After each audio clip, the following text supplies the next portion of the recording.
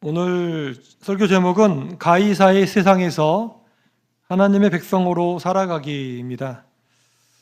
오전 대예배 설교를 하면서 이영표 지사님 예화를 들었는데요. 우리 사진 한번 더 보여주시죠. 우리 이영표 집사님이 저 박지성 선수랑 지금 네덜란드에 진출해서 했었던 그런 사진인데요. 4강 2002년 월드컵의 그 4강의 주역이라고 할 수 있겠죠. 그런데 이분이 2001년에까지는 무신론자였다고 합니다. 교회에 다니는 사람 그러면 이제 이영표 집사님이 생각했을 때, 그 전에 믿지 않았을 때 생각했을 때 사랑하라 그러면서도 교회 안 다니는 사람들은 막 지옥 간다 그러고 뭔가 이기적으로 보였고, 종교라 그러면 나약한 사람이 세뇌당해서 믿는 거다 이런 식으로 생각을 했다고 합니다. 그랬던 이영표 집사님이, 내려주세요.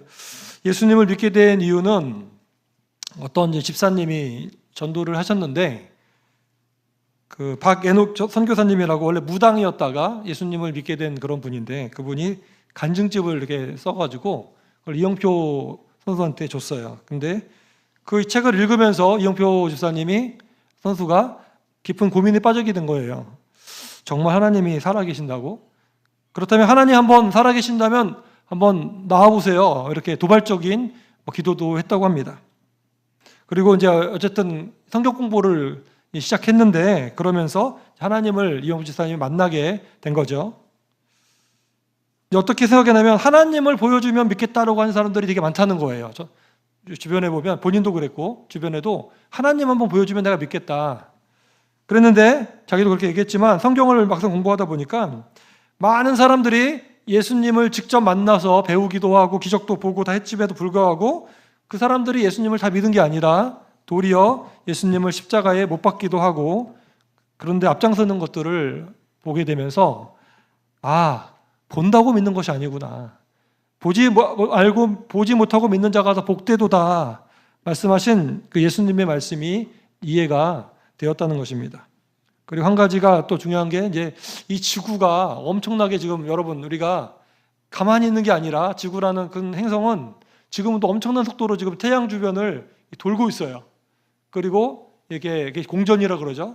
그리고 낮과 밤이 바뀌기 위해서 계속 돌고 있어요. 자전이라 그러죠. 자전과 공전을 하면서 지금 계속 이렇게 돌고 있는데, 그가 너무 지구가 크기 때문에 거기 위에 있는 우리들은 이 지구가 움직이는 것을 느낄 수가 없어요. 근데 느끼지 못한다고 해서 지구가 안 움직이는 게 아닙니다. 지구는 엄청난 속도로 돌고 움직이고 있는데, 마찬가지로 하나님은 지금도 우리 곁에 바로 계시지만 너무 크시기 때문에 정작 우리들은 그걸 느끼지 못한다, 이런 것들을 이제 깨달았다고 합니다. 그러면서 그가 이제 하나님이 정말 살아계신다는 것을 알게 되었고 믿게 되었다. 그래서 2001년 2월에 예수님을 영접을 한 것입니다. 그리고 그때부터는 열심히 그 동료들, 선수들 막 주변에 만나는 대로 막 전도를 하도 해서 전도사라는 별명까지 붙었다고 합니다. 저는 이제 이영표 선수가 쓴 책도 있어요. 그 책을 조금 살펴보면서 죽음에 대해서 그가 이제 쓴 글을 좀 보게 됐는데, 그가 이제 강한 원래 무신론자였는데, 하나님 없다 그랬던 사람이었는데, 고집을 꺾고 하나님을 의지할 수밖에 없었던 이유 중에 하나가 바로 죽음에 대한 관점이 바뀌었다라는 거예요. 여러분, 사람은 누구나 살면 죽는다는 것은 진리입니다. 사람뿐만 아닙니다. 생명이 있는 존재는 다 죽습니다. 오래 살고 사는 무슨 동물도 있고, 또 나무 같은 경우는 더 길게 1000년 가까이 살기도 하는데, 그렇지만 또 하루 만에 죽는 하루살이 같은 것도 있죠. 어쨌든 생명이 있는데 영원하지 않아요. 생명이 있는 것은 반드시 죽게 됩니다. 그 죽음이 언젠가 나에게도 찾아온다는 것은 그럴 수도 있고 그러지 않을 수도 있는 것이 아니라 그냥 확실한 겁니다. 그때가 언제인지 모르지만 대략 사람은 100년 그 내외로 대부분 이제 이 세상을 떠나게 되어 있어요. 여기 있는 여러분에게 제가 만약 예언한다면 여러분은 120년 내에는 다 아마 죽으실 겁니다. 저는 주일학생들도 예배 드리는 줄 알고 120년 잡았는데 120년이면 진짜 길게 사는 거죠. 만약 그렇다면, 이 확실한 거라면 우리가 죽음 이후를 준비하는 것은 너무나 당연한 거예요. 우리가 혹시 만나게 될지도 모를 사고와 그런 질병 때문에 보험을 들잖아요. 혹시라도 사고가 나거나 그렇게 질병이 생기면 그래도 이제 도움을 받기 위해서. 그러나 그렇다면 100% 나에게 다가올 이 죽음이라는 것을 저와 여러분이 당연히 준비해야 되지 않겠습니까? 우리가 예수님을 믿는 이유, 아까 저 세가족반에서 그 얘기를 많이 했는데, 만약 오늘 죽는다면 당신은 천국에 갈 수 있는 확신이 있습니까? 라고 물어봤을 때 제가 보니까 대부분은 확신이 많이 없어요. 그 천국에 갈 것 같기도 하고, 자기를 보았을 때는 또 제가 많으니까 못 갈 것 같기도 하고, 막 이런 아리송한 그런 모습들을 많이 이제 보게 됩니다. 세가족들이 주로 많이 그런데, 저와 여러분이 예수님을 믿고 하나님을 믿는 이유는, 가장 중요한 이유는 우리가 이 땅에서의 죽음 이후에 영원한 천국에서 영원한 영생의 삶을 살 수 있는 유일한 방법이기 때문인 것이죠. 성경은 우리에게 약속하는데, 요한복음 3장 16절 말씀 우리 한번 화면 보고 같이 읽어보겠습니다. 시작. 하나님이 세상을 이처럼 사랑하사 독생자를 주셨으니 이는 누구 믿는 자마다 멸망하지 않고 영생을 얻게 하려 하심이라. 아멘. 할렐루야. 이 요한복음 3장 16절이 성경의 핵심 중에 핵심입니다. 하나님이 저와 여러분을 사랑하심을 믿으시죠? 그래서 그 외아들 독생자 예수 그리스도를 보내주심을 믿으시길 바랍니다. 우리 죄를 대신해서 담당하시고 죽으시고 부활하신 예수님을 믿기만 하면 우리가 저 멸망, 지옥 심판에 들어가지 않고 영원한 천국, 하나님의 자녀가 되는 권세를 얻고 영생을 얻는 줄로 믿으시기를 바랍니다. 이게 성경의 약속이에요. 자, 이렇게 길게 얘기하는 이유가 있습니다. 우리가 하나님의 자녀가 됐다, 하나님을 왕으로 우리가 모시고 산다라고 한다면, 그러면 우리가 이제 살아가는, 이제 우리는 이제 하나님 나라의 백성이 되는 것입니다. 하나님의 궁극적인 목표는 우리 한 사람 한 사람이 구원을 받지만 거기에서 그치는 것이 아니라 이 세상, 타락한 이 세상이 마침내 온전히 다 하나님 나라가 돼서 하나님께 올려지는 것을 원하시는 것이죠. 이 온 세상 우주가 다 하나님을 왕으로 섬기고 예수님을 주님으로 섬기는 그 하나님의 나라가 되기를 원하십니다. 그 하나님의 나라는 예수님이 오심으로 말미암아 시작했고, 그리고 점점 이렇게 확산되고 있습니다. 그리고 마침내 예수님이 재림하시는 날에는, 재림하실 때까지 온전히 이루어지지 않죠. 계속 과정 중에 있겠지만 예수님이 오시면 이제 완성이 되고 저와 여러분은 주님과 함께 영원히 왕노릇하면서 다스리게 된다라고 말합니다. 그렇다면 하나님 나라는 어떻게 이루어집니까? 우리가 따라해 보겠습니다. 예수님의 복음을 전함으로. 할렐루야. 한 사람 한 사람이 예수를 믿고 돌아올 때 하나님 나라가 확정되는 거예요. 그리고 하나님의 말씀대로 우리가 순종하며 갈 때 하나님의 나라가 확장된다 말씀합니다. 그리고 이러한 하나님 나라의 확장의 원동력은 따라해 보겠습니다. 성령의 권능. 예, 성령께서 우리 교회를 사용하시고 저와 여러분을 사용하셔서 마침내 이 여러 가지 난관과 시험과 핍박을 이기고 마침내 이 세상을 하나님 나라로 바꾸어 간다라고 하는 거예요. 오늘 이제 본문을 보니까 이 하나님 나라를 위해서 예수님이 오셨어요. 그리고 예수님은 지금 이 시점에, 오늘 마가복음 12장 이 시점엔 예수님이 이제 십자가에 못 박히기 바로 며칠 전입니다. 십자가에서 죽으시고 부활하셔서 이제 하나님 나라의 출발점을 이제 시작하셔야 되는 상황이었습니다. 자신이 죽어서 우리를 살리기 위해서 예수님이 오셨는데, 그런데 그 예수님에게 이제 사람들이 찾아왔어요. 그들은 이 세상에 속한 정치 세력들이라고 말할 수 있는 사람들입니다. 13절과 14절 같이 읽어보겠습니다. 13절, 14절 시작. 그들이 예수의 말씀을 책잡으려 하여 바리새인과 헤롯 땅 중에서 사람을 보내매 와서 이르되 선생님이여 우리가 아노니 당신은 참되시고 아무도 거리는 일이 없으시니 이는 사람을 외모로 보지 않고 오직 진리로서 하나님의 도를 가르치심이니이다. 가이사에게 세금을 바치는 것이 옳으니까 옳지 아니하니까. 이 바로 헤롯 땅과 바리새인들은 정치적 색깔이 완전히 반대예요. 오늘날 뭐 진보와 보수가 완전히 서로 막 극우와 극자가 싸우는 것처럼 이 사람들도 완전히 다른 사람들이에요. 바리새인들은 이 민족주의적입니다. 이스라엘 민족주의예요. 그리고 율법을 철저하게 지키는 율법주의자들입니다. 반면에 이 헤롯 땅들은 그 로마, 그들을 정복하고 있는 로마의 편에 서 있는 사람들이죠. 그리고 세속 권력을 추구하는 세상적인 사람들이에요. 완전히 물과 기름과 같이 어울리지 않는 사람들이 연합을 해가지고 지금 예수님을 공격하기 위해서 같이 온 거예요. 이들이 봤을 때 예수님은 아주 요주의 인물인 겁니다. 여러분, 예수님은 정치적으로 바리새인도 아니고 헤롯 땅도 아니었습니다. 그렇다고 또 사두개인이나 또 열심당원도 아니었어요. 예수님은 어떻게 보면 가장 정치적이지 않으신 분이에요. 정치를 추구하지 않았어요. 예수님은 이 세상 나라에 지금 관심이 있는 게 아니라 예수님이 지금 꿈꾸는 것은 지금 하나님 나라 때문에 오셨기 때문에 예수님이 바라보는 세상은 하나님 나라를 이 세상 나라 가운데 이루고자 하시는 그런 비전을 갖고 오신 거죠. 그런데 이러한 예수님의 모습은 도리어 이 세상 권력자들에게 봤을 때 두려웠어요. 혹시 인기 많은 예수님이 민중들을 선동해서 혹시 로마의 반역을 일으키거나 그 이스라엘 종교 지도자들한테 이렇게 해를 끼치거나 혹시 그러지 않을까라고 하는 그런 인식이 있었어요. 그래서 그들의 목적은 하나였습니다. 예수님을 시험에 빠뜨려서 백성들에게 인기를 떨어뜨려 버리고 그리고 위협적인 인물이 되지 못하도록 만들어 버리겠다. 그런 목적으로 지금 와서 예수님이 이 말로 책 잡으려고 왔다 그랬어요. 책 잡는다는 얘기는 짐승을 잡을 때 덫을 놓고 짐승을 잡는다는 그런 의미예요. 예수님한테 지금 덫을 깔아놓고 걸리기만 해봐라. 그 말꼬투리 잡아가지고 너를 아주 바닥까지 떨어뜨리겠다. 이런 아주 계획을 가지고 온 겁니다. 그들이 예수님에게 시험했던 질문이 하나인데 바로 뭐냐면 가이사, 로마 황제에게 세금을 바치는 것이 옳습니까? 옳지 않습니까? 바쳐야 됩니까? 말아야 됩니까? 이 질문을 했어요. 이 질문은 양날의 검과 같습니다. 이 한쪽을 택하면 다른 한쪽이 다치게 돼 있어요. 그리고 교묘한 질문이죠. 사진을 한번 보여주세요.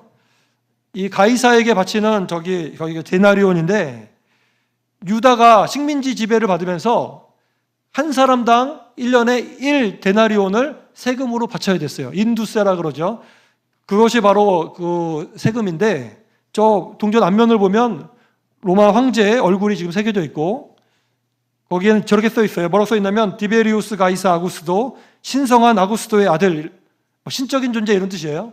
그리고 뒷면에 보니까 그 왕자에 앉은 황제의 모습인데 왕관을 쓰고 제사장의 옷을 입고 또한 그 글에는 뭐라고 써 있냐면 대제사장이라고 써 있어요. 그러니까 이 동전 자체가 약간 종교적인 의미가 있는 거예요. 신성을 가진 대제사장 이런 식으로 하니까 유대 백성들은 저 동전을 쓰는 거를 용납을 할 수가 없는 거예요. 로마 황제의 모습이 새겨진 그 동전을 내려주셔도 됩니다. 이 세금을 낸다는 것은 애국심적으로도 로마의 자기들이 속국이라는 것을 너무 보여주는 거고 하나님만을 그러니까 이스라엘이 쓰는 동전에는 사람의 모양이 새겨져 있지 않아요. 하나님은 어떤 형상도 만들지 말랐기 때문에 그들은 그렇게 유대 동전에는 그렇게 형상이 없는데 저는 로마 동전을 써야 된다는 것 자체가 약간 우상숭배 비슷한 느낌도 있는 거죠. 그래서 백성들은 싫어했어요. 바리새인들도 세금 내는 것을 원하지 않았습니다. 그래서 만약 예수님이 가이사에게 세금을 내야 된다라고 말하면 금방 백성들이 예수님을 싫어하겠죠. 저 사람 아주 나라를 모르네 그러면서 매국노네 이러면서 그에 대한 예수님에 대한 인기가 아주 사그러질 수 있는 것이었습니다. 반면에 가이사에게 세금을 내야 된다라고 하면 내지 말아야 된다 그러면 그것은 로마에 대한 반역을 하는 거예요. 로마가 세금 내라고 하고 있는데 거기에 대해서 내지 말라고 앞장서는 반역 운동이죠. 그래서 이쪽을 선택하면 이쪽이 다치고 이쪽을 선택하면 저쪽이 다치고 이렇게 어떻게 할 수 없는 그런 교묘한 질문을 가지고 예수님한테 지금 공격한 겁니다. 그런데 그들도 얼마나 간사하냐면 함부로 처음부터 그렇게 막 질문한 게 아니라 처음에는 막 칭찬을 하는 거예요. 예수님, 당신은 정말 진실한 선생님이시고 당신은 정말 사람을 외모로 보지 아니하시고 진실하고 하면 막 띄운 다음에 우리 같으면 막 마음을 막 칭찬을 막 해서 막 이렇게 흥분 상태를 만든 다음에 비수 같은 공격을 탁 찌르면 자기도 모르게 실수가 나올 수가 있잖아요. 그렇게 공격을 했어요. 그런데 예수님이 그들의 모든 것을 다 파악하고 계셨습니다. 그들이 어떤 생각을 하고 있는지 알고 계셨고 그들의 의도도 다 알고 있었어요. 그래서 예수님 뭐라 그러죠? 그들의 외식함을 아시고 어찌하여 나를 시험하느냐. 예수님은 그들의 말이 예수님을 시험하는 것인 줄 알았습니다. 그러면서 뭐라 그러죠? 아까 그 데나리온 동전을 가지고 와라. 그래서 하나 갖고 와봐라. 그랬어요. 그러면서 예수님이 그들에게 대답하는데 이 대답을 듣고 이 바리새인들과 헤롯 당들이 입은 있지만 말을 못하는 깜짝 놀래가지고 그들이 한 방 완전 먹어버리는 그러한 일이 있었습니다. 바로 보겠습니다. 16절을 같이 한번 읽어보겠습니다. 16절 시작. 가져왔거늘 예수께서 이르시되 이 형상과 이 글이 누구의 것이냐 이르되 가이사의 것이니라. 아까 그 동전을 갖고 왔죠. 이 그림 봐라. 이 누구냐? 가이사 로마 황제입니다. 이 글은 뭐로 써 있느냐? 가이사에 대한 글입니다. 그러면서 17절이 중요하죠. 17절을 같이 읽어보겠습니다. 시작. 이에 예수께서 이르시되 가이사의 것은 가이사에게 하나님의 것은 하나님께 바치라 하시니 그들이 예수께 대하여 매우 놀랍게 여기더라. 아멘. 예수님이 또 뭐라고 그러냐면 가이사의 것은 가이사에게 하나님의 것은 하나님에게 바치라 그랬어요. 그들은 굉장히 놀라버렸어요. 그리고 그들이 어떻게 답변도 할 수 없을 정도로의 그 질문 대답이셨는데 이게 무슨 말씀일까요? 큰 두 가지 의미가 있습니다. 첫째로는 세상의 시민으로서의 책임은 다해야 된다는 것입니다. 가이사의 것은 가이사에게라고 말하는 그 의미는 우리가 이 세상 정부에게 해야 될 책임은 해야 된다는 의미가 있어요. 비록 유다 민족이 지금 로마에 대해서 감정이 좋지 않잖아요. 자기 나라 지금 식민 지배하고 있고 미워하죠. 그렇지만 사실 이스라엘의 국방과 안전과 치안과 경제와 모든 것을 지금 담당하고 있는 것은 로마의 정부입니다. 그렇기 때문에 그 정부의 도움을 받고 있기 때문에 평화를 누리고 있는 거죠. 그렇기 때문에 거기에 합당한 세금은 내야 된다라고 하는 의미가 여기 있어요. 이것은 오늘날 우리 그리스도인들에게도 적용이 되는 거예요. 혹시 우리 정부가 여러분의 마음에 들지 않을 수도 있습니다. 그래도 우리가 이 나라의 정부를 위해서 해야 될 책임과 의무는 또 해야 된다는 그런 의미입니다. 어떤 정부라도 하나님이 세워주신 권세이기 때문에 우리가 또 정부가 없다 그러면 완전히 무질서한 상태가 돼버리면 어떻게 되겠어요? 강도들 막 날뛰고 도둑질하고 그래도 경찰이 없고 법이 없고 그러면 질서가 없다 그러면 우리가 완전히 더 지옥 같은 생활을 할 수밖에 없어요.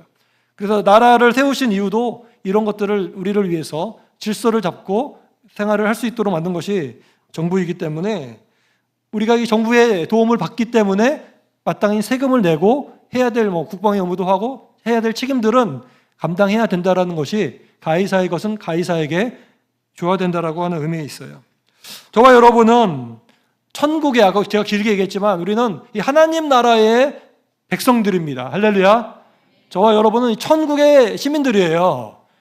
그렇기 때문에 나는 천국의 시민들이니까 이 땅에서는 내가 자유롭게 하고 싶어 라고 생각할 수도 있지만 말씀을 보니까 우리가 천국의 시민인 동시에 이 세상 가이사의 나라, 이 세상 나라죠. 이 세상의 시민이기도 하기 때문에 이러한 책임을 우리가 감당해야 된다라고 하는 것이죠. 그런데 두 번째 또 의미가 있습니다.